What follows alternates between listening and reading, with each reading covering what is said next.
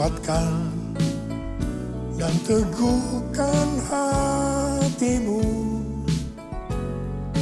Jangan takut dan tawar hati, sebab Tuhan besertamu.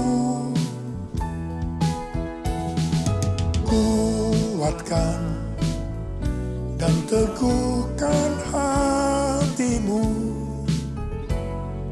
Yesus Tuhan berjalan di depanmu, berikan kemenangan. Yesus Tuhan berjalan di depanmu, berikan kemenangan.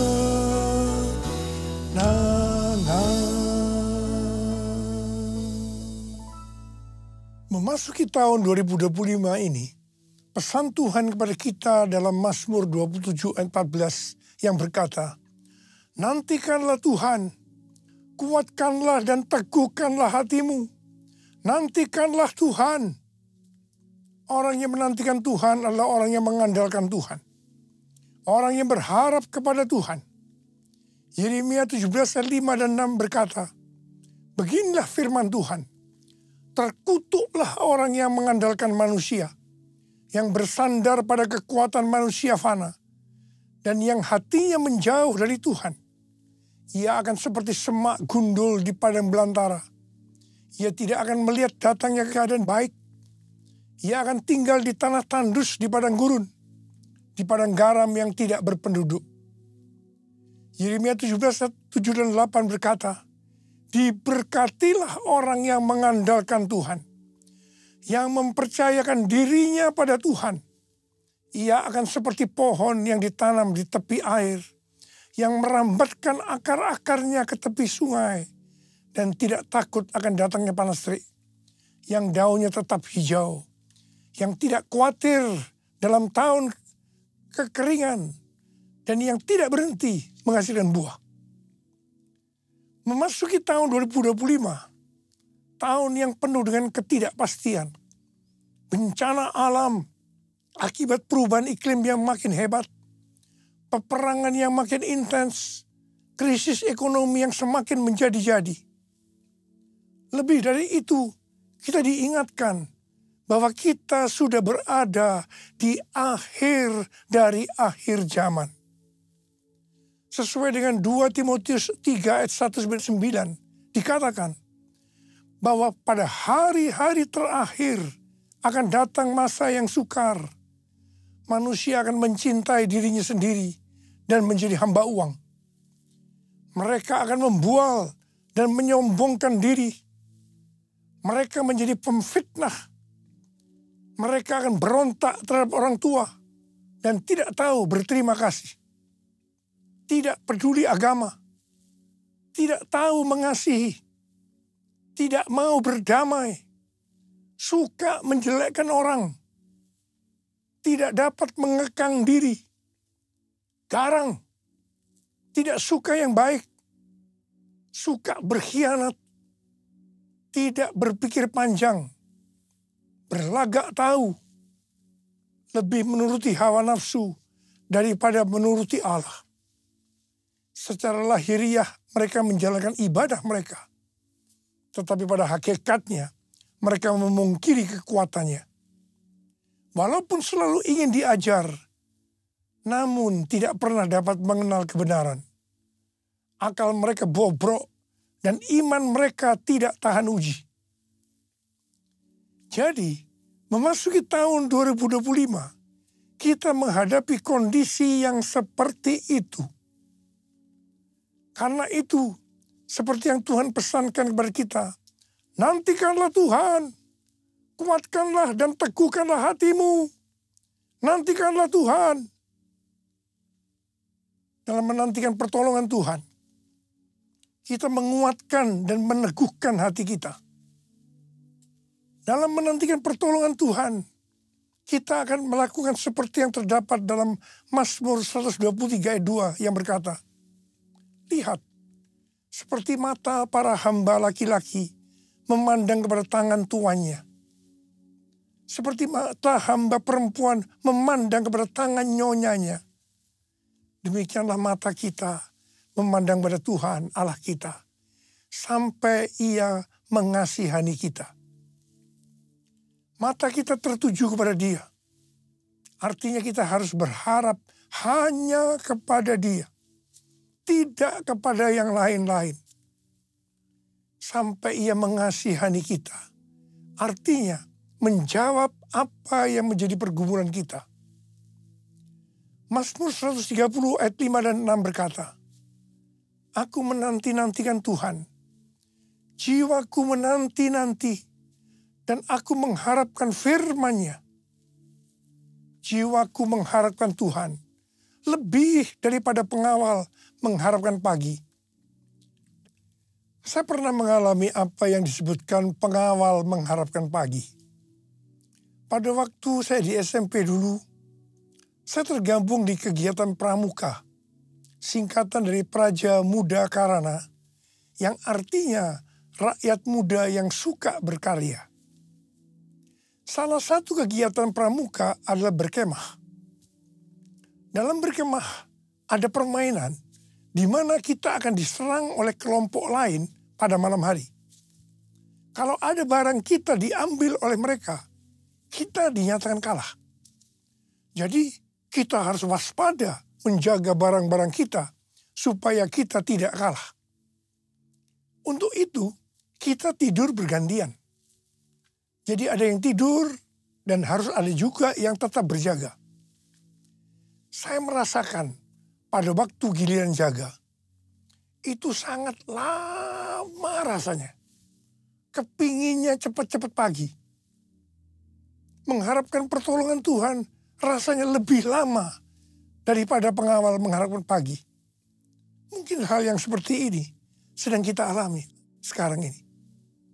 Tetapi marilah kita terus melakukan seperti yang tertulis dalam Mazmur 130 ayat 7 dan 8. Bahwa kita harus tetap berharap pada Tuhan. Sebab pada Tuhan ada kasih setia. Dan banyak sekali pembebasan dilakukannya. Dia akan membebaskan kita dari kesalahan kita. Allah yang bela, siapa lawan Dia?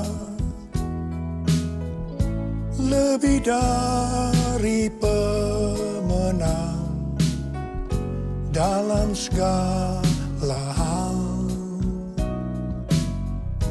Ku pasti dapat, aku pasti dapat lakukan semua. Yesus yang beri kekuatan, oh terpujilah namanya. Yesus yang beri kekuatan, oh terpujilah namanya. Tema tahun 2025 adalah tahun penuaian, the year of harvest. Ayat emasnya adalah Ulangan 11 ayat 13 dan 14 dan Yohanes 4 ayat 35. Sehubungan dengan tahun penuaian, kita akan membahas tentang dua hal. Yang pertama, jenis tuaian. Yang kedua, hal-hal yang harus diperhatikan dalam tahun penuaian. Mengenai soal jenis tuaian, Alkitab menggambarkan ada beberapa jenis tuaian. Yang pertama, tuaian jiwa-jiwa. Sesuai dengan Matius 9 ayat 36 sampai dengan 38. Maka jiwa-jiwa yang dimaksud adalah orang banyak yang tidak bergembala. Yaitu mereka yang belum kenal Sang Gembala Agung, yaitu Tuhan Yesus. Hari-hari ini Tuhan mengingatkan kita tentang tiga hal.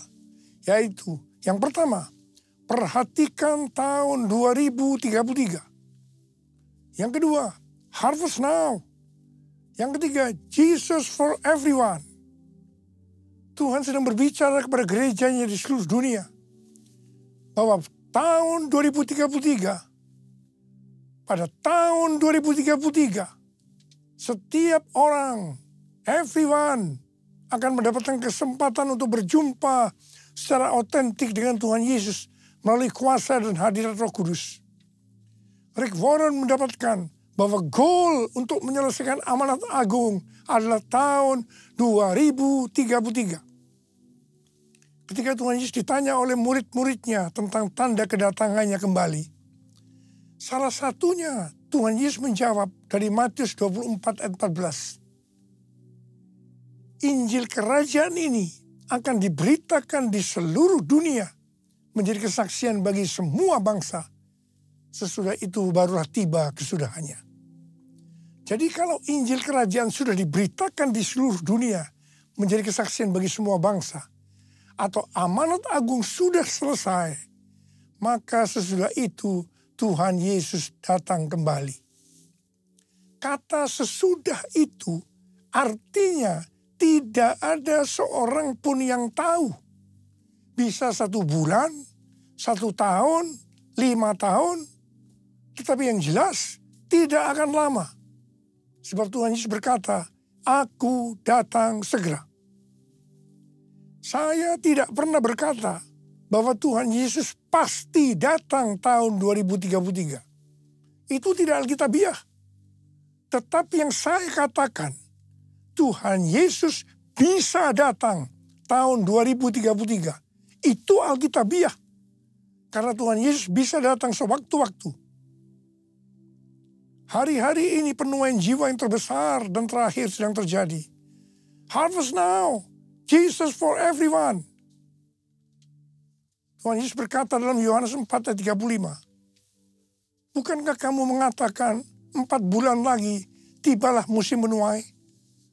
Namun aku berkata kepadamu, lihatlah sekelilingmu dan pandanglah ladang-ladang yang sudah menguning dan matang untuk dituai. Memasuki tahun 2025, kita diingatkan kembali agar kita menyelesaikan amanat agung. Tugas utama kita sebagai orang percaya, sebagai seorang murid, tidak melihat apa profesi kita adalah menyelesaikan amanat agung. Hal ini sesuai dengan Matius 28 ayat 19 dan 20. Karena itu pergilah, jadikan semua bangsa muridku, dan baptislah mereka dalam nama Bapa dan Anak dan Roh Kudus. Dan ajarlah mereka melakukan segala sesuatu yang telah kuperintahkan kepadamu. Ketahuilah, aku menyertai kamu senantiasa sampai akhir zaman. Menyelesaikan amanat agung adalah menjadikan semua bangsa itu murid Tuhan Yesus. Hanya murid yang bisa memuridkan. Karena itu kita harus terlebih dahulu menjadi murid Tuhan Yesus. 1 Yohanes 2 ayat 6 berkata, siapa yang mengatakan bahwa ia tinggal di dalam dia, ia wajib hidup sama seperti Kristus telah hidup. Kalau kita hidup sama seperti Kristus telah hidup, maka kita akan menjadi serupa dengan gambarnya. Kita adalah murid-murid Tuhan Yesus. Jesus for everyone, Jesus for everyone, Jesus for everyone, Jesus for everyone, Jesus for everyone, Jesus for everyone, Jesus for everyone, Jesus for everyone. Mengenai jenis tuaian yang kedua adalah tuaian buah roh. Roma 7 ayat 4 berkata, sebab itu saudara-saudaraku, kamu juga telah mati terhadap hukum Taurat oleh tubuh Kristus, supaya kamu menjadi milik orang lain, yaitu milik Dia yang telah dibangkitkan dari antara orang mati, agar kita berbuah bagi Allah. Jadi kita yang telah dibebaskan dari kuasa dosa, hidupnya harus berbuah bagi Allah. Buah harus dituai. Artinya harus menghasilkan tuaian buah roh. Dengan kata lain, dalam hidup kita harus ada buah roh. Galatia 5, 22 dan 23 berkata, tetapi buah roh ialah kasih, sukacita, damai sejahtera, kesabaran, kemurahan, kebaikan, kesetiaan, kelemah lembutan, penguasaan diri. Tidak ada hukum yang menentang hal-hal itu. Salah satu aspek dari buah roh adalah kelemah lembutan, yang dapat diartikan juga sebagai kerendahan hati, humility. Kita semua harus rendah hati. Jangan sombong, jangan congkak. Karena Allah menentang orang congkak, tetapi mengasihani orang yang rendah hati. Ini dituliskan di 2 ayat, yaitu 1 Petrus 5 ayat 5 dan Yakobus 4 ayat 6. Ini berarti peringatan yang sangat serius dari Tuhan. Dalam Amsal 16 ayat 5 berkata, setiap orang yang tinggi hati menjijikkan bagi Tuhan, ia pasti tidak akan luput dari hukuman. Amsal 16 ayat 18 berkata, kecongkakan mendahului kehancuran, dan tinggi hati mendahului kejatuhan. Karena itu, saya mengingatkan kepada kita semua, jangan sombong, jangan congkak, jangan tinggi hati. Jenis tuaian yang ketiga adalah tuaian berkat. Sesuai dengan Ulangan 6 ayat 6 sampai dengan 11 dikatakan bahwa Tuhan akan memberikan kepada umatnya, yaitu kepada kita semua, kota yang tidak mereka dirikan, rumah yang tidak mereka isi, sumur yang tidak mereka gali, dan kebun anggur yang tidak mereka tanam. Meskipun melibatkan usaha manusia, tuaian berkat bagi kita sesungguhnya adalah anugerah Tuhan. Mengenai melibatkan usaha manusia, kita harus mengingat apa yang dikatakan Amsal 10 ayat 22 yang berkata, berkat Tuhanlah yang menjadikan kaya, jerih payah tidak akan menambahinya. Di sini dikatakan, bukan karena jerih payah itu yang membuat kita jadi kaya, tetapi semata-mata karena berkat Tuhan.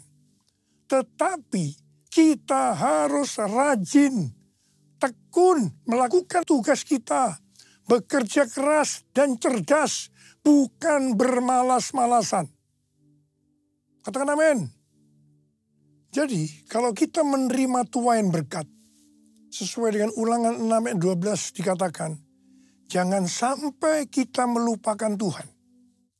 Firman Tuhan berkata dalam Yesaya 60 ayat 1, bangkitlah, menjadi teranglah, sebab terangmu datang dan kemuliaan Tuhan terbit atasmu. Kalau kita lakukan itu, maka kita akan mengalami seperti Yesaya 60 ayat 5 yang berkata, pada waktu itu engkau akan heran melihat dan berseri-seri. Engkau akan tercengang dan akan berbesar hati. Sebab kelimpahan dari seberang laut akan beralih kepadamu. Dan kekayaan bangsa-bangsa akan berpindah kepadamu. Sesuai dengan yang dikatakan dalam Yesaya 61 ayat 6. Maka kalau kita disebut imam Allah dan menjadi pelayan Allah, maka kita akan menikmati kekayaan bangsa-bangsa. Dan akan memegahkan diri dengan segala harta benda mereka. Haleluya. Tuhan mengingatkan kita bahwa tuaian berkat yang diberikan kepada kita bukan hanya untuk pribadi kita, tetapi lebih dari itu untuk menyelesaikan amanat agung. Katakan amin. Jenis tuaian yang keempat adalah tuaian di bumi. Sesuai dengan Wahyu 14 ayat 18 sampai dengan 20. Bahwa di akhir zaman, malaikat Allah akan menuai di bumi dengan mengumpulkan orang fasik untuk penghukuman Allah. Dalam ayat-ayat ini dikatakan, seorang malaikat yang lain lagi datang dari Mesbah. Ia berkuasa atas api dan ia berseru dengan suara nyaring kepada malaikat yang memegang sabit tajam itu, katanya, ayunkanlah sabitmu yang tajam itu dan potonglah buah-buah pokok anggur di bumi, karena buahnya sudah masak. Lalu malaikat itu mengayunkan sabitnya ke atas bumi dan memotong buah pokok anggur di bumi dan melemparkannya ke dalam gilingan besar, yaitu murka Allah. Buah-buah anggur itu digiling di luar kota, dan dari gilingan itu mengalir darah. Tingginya sampai ke kekang kuda dan jauhnya 300 kilometer. Ada yang menafsirkan bahwa ini adalah perang Harmagedon. Hari-hari ini kita sedang melihat peperangan antara Israel melawan Hamas, Hizbullah, Houthi, Iran yang makin intens. Demikian juga perang antara Rusia dan Ukraina yang tensinya makin tinggi. Semua yang terjadi ini pada akhirnya akan menuju perang besar, yaitu perang Harmagedon. Mungkin itu juga yang dikatakan orang perang dunia ketiga. Penuaian jiwa akan berjalan paralel dengan goncangan-goncangan. Kuasanya dicurahkan, berkatnya dilimpahkan, penuaian besar sungguh terjadi. Segala bangsa akan datang menyembah Yesus Tuhan, kemuliaan Tuhan telah turun. Kemuliaan Tuhan telah turun. Kemuliaan Tuhan telah turun. Hal-hal yang harus diperhatikan dalam tahun penuaian. Yang pertama, akan terjadi pencurahan Roh Kudus yang dahsyat. Panen dapat dituai apabila ada hujan awal yang fungsinya adalah untuk menggemburkan tanah. Dan hujan akhir yang fungsinya untuk menyiapkan tuaian. Ulangan 11 ayat 13 sampai dengan 14 berkata, jika kamu sungguh-sungguh mendengarkan perintah yang kusampaikan kepadamu pada hari ini, dengan mengasihi Tuhan Allahmu, dan beribadah kepadanya dengan segenap hatimu dan segenap jiwamu, maka ia akan memberikan hujan untuk tanahmu pada masanya. Hujan awal dan hujan akhir, sehingga engkau dapat mengumpulkan gandum, anggur, dan minyakmu. Yang dimaksudkan dengan hujan akhir adalah pencurahan Roh Kudus di hari-hari terakhir ini, yang akan mempersiapkan tuaian jiwa yang terbesar. Dan yang terakhir, itu adalah Pentakosta yang ketiga. Pada tanggal 23 sampai dengan 25 Oktober 2024, diadakan simposium Pentakosta ketiga di Church of God, Cleveland, Tennessee. Simposium Pentakosta ketiga artinya hanya membicarakan Pentakosta ketiga. Ini adalah hari yang bersejarah. Pertanyaannya, mengapa harus di Amerika? Hal ini sesuai dengan nubuatan C.D. Jacob bahwa gerakan Pentakosta ketiga dari timur ke barat dan kembali ke Yerusalem. Barat yang dimaksudkan adalah Amerika Serikat. Jadi dari Amerika Serikat, Pentakosta ketiga akan menyebar ke seluruh dunia. Yang kedua, hal-hal yang harus diperhatikan dalam tahun penuaian adalah hukum tabur tuai. Seperti yang terdapat dalam Galatia 6 ayat 7b sampai dengan 10 yang berkata, karena apa yang ditabur orang, itu juga yang akan dituainya. Sebab siapa yang menabur dalam dagingnya, ia akan menuai kebinasaan dari dagingnya. Tetapi siapa yang menabur dalam roh, ia akan menuai hidup yang kekal dari roh itu. Janganlah kita jemu-jemu berbuat baik.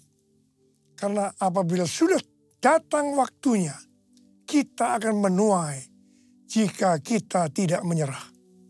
Karena itu, selama masih ada kesempatan bagi kita, marilah kita berbuat baik kepada semua orang, tetapi terutama kepada saudara-saudara seiman kita. Memasuki tahun 2025, kita akan menuai apa yang ditabur tahun 2024. Saya berdoa supaya kita menuai yang baik, karena kita menabur yang baik. mengawali tahun 2025, saya ajak saudara untuk mengangkat tangan kita. Dan kita katakan bersama-sama, Hosana, Hosana di tempat yang tinggi. Hosana, Hosana di hati yang suci.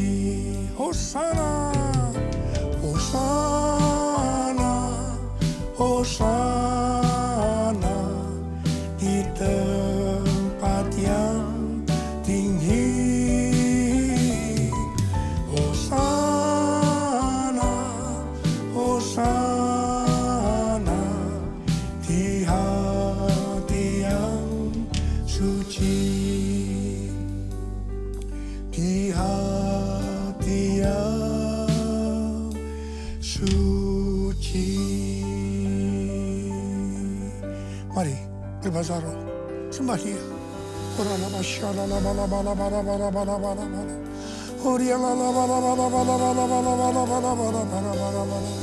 Sembah Dia, sembah Dia, sembah Dia, sembah Dia, sembah Dia.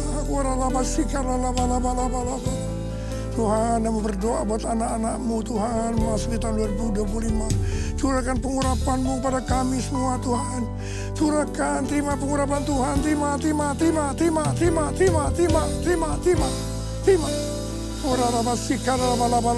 kasih. Tuhan, kami berdoa, biarlah apa saja yang dikerjakan anak-anak-Mu tahun 2025, semuanya berhasil. Yang percaya, terima dengan berkata, amin. Kita akan masuk dalam perjamuan kudus. Kita akan mengingat ayat ini. Sebab setiap kali kamu makan roti ini dan minum cawan ini, kamu memberitakan kematian Tuhan sampai Ia datang. Perjamuan kudus adalah perjamuan Tuhan Yesus sendiri. Setiap kali kita masuk dalam perjamuan kudus, Tuhan Yesus selalu berkata, biarlah ini menjadi peringatan akan daku. Karena itu mari arahkan hati kita kepada kebaikan Tuhan. Kita akan mengingat kebaikan Tuhan. Mari tundukkan kepala. Bapa, siapakah kami sebelum kami mengenal Engkau? Kami semua orang berdosa. Upah dosa adalah maut, mati. Tapi Engkau yang tidak berdosa telah dijadikan dosa oleh karena kami. Engkau harus turun dari sorga mulia, mati ganti kami dengan penderitaan yang luar biasa. Sungguh kalau kami pikirkan betapa baiknya Engkau ya Aba. Engkau jadikan kami sebagai anak-anak-Mu. Engkau tuntun, Engkau bela, Engkau berkati, Engkau lindungi, Engkau tegur juga kalau kami salah. Engkau sembuhkan kami, terima kasih. Itu Engkau ya Aba. Itu Engkau ya Aba. Tuhan akan memberkati kita melalui perjamuan kudus. Tapi Tuhan mau kita makan dan minum dengan cara yang benar. Karena itu sekarang masing-masing introspeksi. Lihat keadaan dirimu masing-masing. Renungkan apa yang selama ini kita lakukan tahun 2024. Kita akan masuki tahun 2025. Segala hal yang tidak berkenan, yang mungkin belum diselesaikan dengan Tuhan, mari kita selesaikan saat ini. Minta ampun, minta ampun. Kalau ada hal-hal yang belum diselesaikan, minta ampun. Ampuni saya Tuhan. Ampuni, ampuni, ampuni ya Tuhan, ampuni. Bapak terima kasih. Bapak terima kasih. Engkau melihat anak-anak-Mu yang sedang menyelesaikan segala sesuatunya dengan Tuhan. Kami akan masuk dalam perjamuan kudus, Abah. Terima kasih. Kami akan masuk dalam perjamuan kudus dengan hati yang penuh ucapan syukur dalam nama Yesus. Amin. Saudara, mari angkat roti di tangan kanan kita tinggi-tinggi. Sebab apa yang telah kuteruskan kepadamu telah aku terima dari Tuhan. Yaitu bahwa Tuhan Yesus pada malam waktu Ia diserahkan mengambil roti. Dan sesudah itu Ia mengucap syukur atasnya. Ia memecah-mecahkannya dan berkata, inilah tubuhku yang diserahkan bagi kamu. Perbuatlah ini menjadi peringatan akan aku. Saya dikasih Tuhan, bukankah roti yang kita pecah-pecahkan ini adalah persekutuan kita dengan tubuh Kristus. Mari kita makan dalam nama Yesus.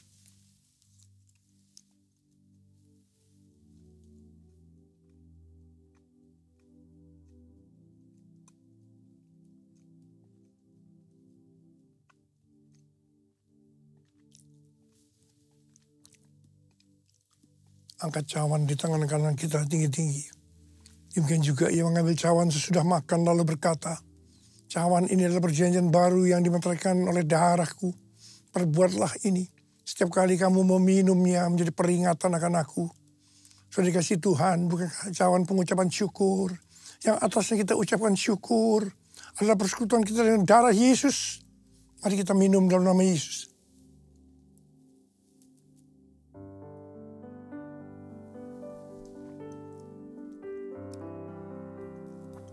Ucapan syukur dan terima kasih. Dengan suara, jangan diam. Tuhan terima kasih. Terima kasih ya Tuhan, terima kasih. Terima kasih ya Tuhan, terima kasih.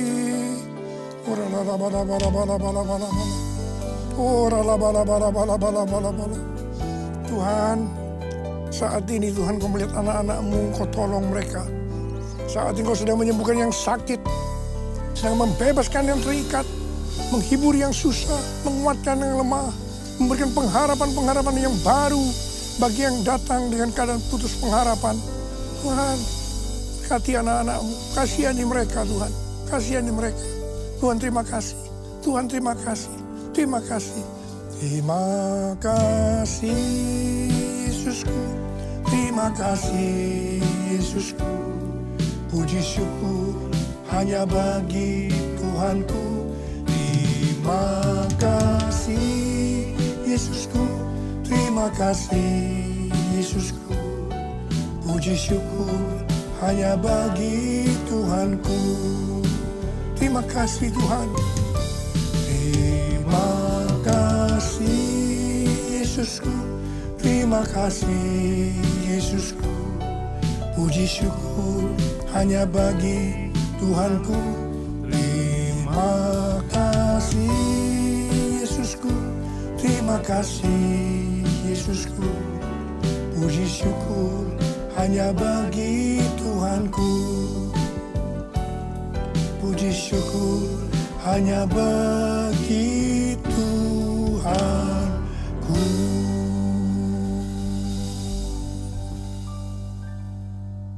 Sekarang terimalah berkat Tuhan. Kasih karunia berlimpah-limpah daripada Allah Bapa dalam anak yang tunggal Yesus Kristus. Persekutuan yang manis dengan Roh Kudus menyertai kita semua mulai hari ini. Sampai Tuhan datang menjemput kita di awan-awan dan bahkan sampai selama-lamanya. Yang percaya bersama-sama katakan, amin. Selamat tahun baru 2025. Tahun penuaian. The year of harvest. Tuhan Yesus memberkati kita semua berlimpah, limpah, limpah. Amin.